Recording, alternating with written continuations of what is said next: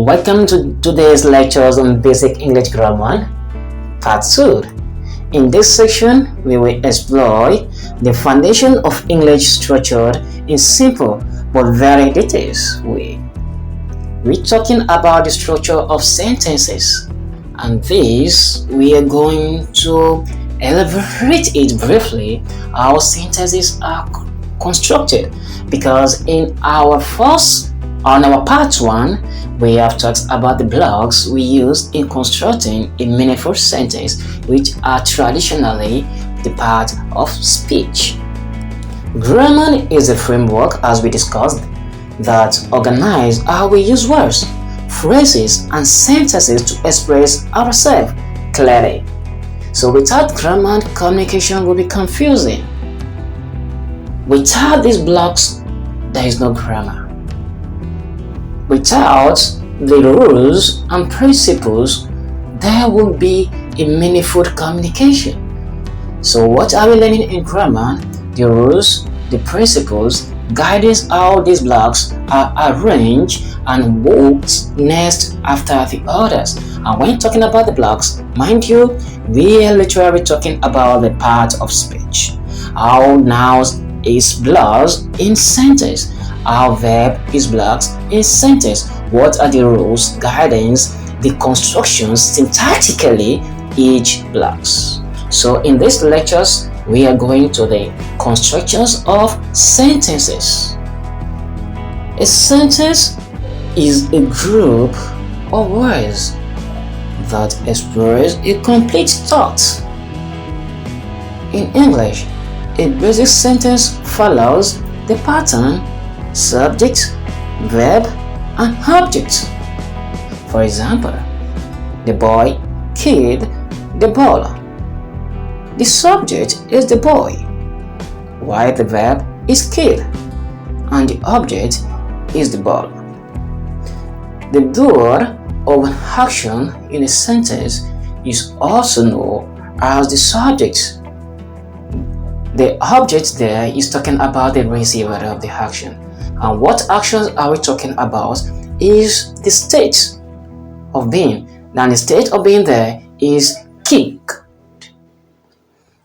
The other is very important because changing it can change meaning completely. When you block the words, the word class differently or in the wrong ways, the meanings will be so much confusing. The boy the ball kicked. No. Or you said, boy the kick the ball. Now you've taken the adjective to the wrong place, of which no. But when we go into play into noun phrase or verb phrase, you will understand more details that everything in English is a science. They have the method and syntactical way of arrangement. Now, sentence can also be categorized by function. A declarative sentence makes a statement such as the sun is hot. An interrogative aspect of this asks a question. Mind you, in this aspect we are talking about the types of sentences rather, like the declarative sentences, which makes a statement such as the sun is hot. That declares straight. And we have interrogative one, which is the sun hot? You interrogate and you're asking a question, And we make use of this in our daily discussion, but we have to pay attention to every of our details after this blessed lecture. An imperative sentence. This gives command, like open the door. Come here. Sit down there. This kind of give a command. And we have exclamatory sentence. Express strong feeling in exclamatory. So that what a beautiful day. You mean the food is delicious. We give that kind of expression. And another key area of grammar, which is very important in grammar, is tense. Literally tense means time. But people don't know that time and tense, synonymously, they're like time, we talk about time, talking about tense, we talk about time, talking about when, where, when will I be there? Understand? Talking about time. Then tense, yesterday I was there. But yesterday is there. Oh no. Yesterday I is there. No. We have to talk when talking about time. Time. The moment we say yesterday, we talk about the past tense, then we use the past being. Now let's talk about tense now. Let's talk about it. Tenses tells us when an action happens. The present tense describes what is happening now.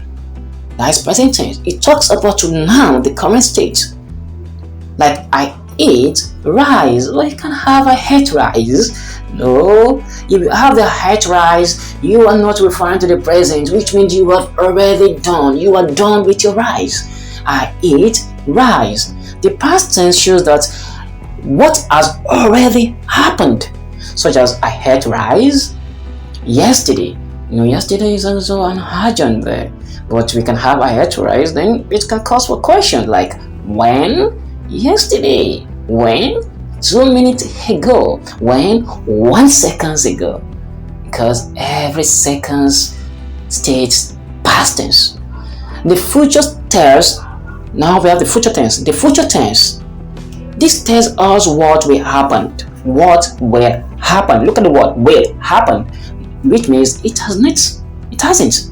Like I will eat rice tomorrow, which means the rice is not even yet done. The ingredients are yet prepared. But English tenses are more detailed than that. For instance, in present tense, we have the simple present. I read books. The present continues. I am reading book. I am reading a book. Then the present perfect. I have read the book, which means I have read the book. But don't be confused because we have read there, the read with the pronunciation talking about the past tense. It's the moment we have the have, then we have the past participle or the perfect tense. Now we have I've read the book, not I've read the book. Now, and the present perfect continuous, I have been reading the book. Each one gives a slightly different meaning. The same is true for past and future tenses. These variations help us to be precise when talking about time. As learners of English, it is also very important to avoid common grammar mistakes. One of the most common is subject-verb agreement. For example, learners sometimes says he go to school. The agreement there is he, since he is singular, then the verb preceding it should be singular. Since it is the present tense, then we have he goes to school. But we take this slowly in our next section. If we're more interested. Another common mistake is confusing words that sound alike but have different meaning, such as there and there, there and there, or you and you are. Errors like this can make writing and speaking unclear. By practicing and paying attention, you can reduce such mistakes. Another frequent error is the misuse of tenses. For example, someone may say, yesterday I go to the market, when it should be, yesterday I went to the market.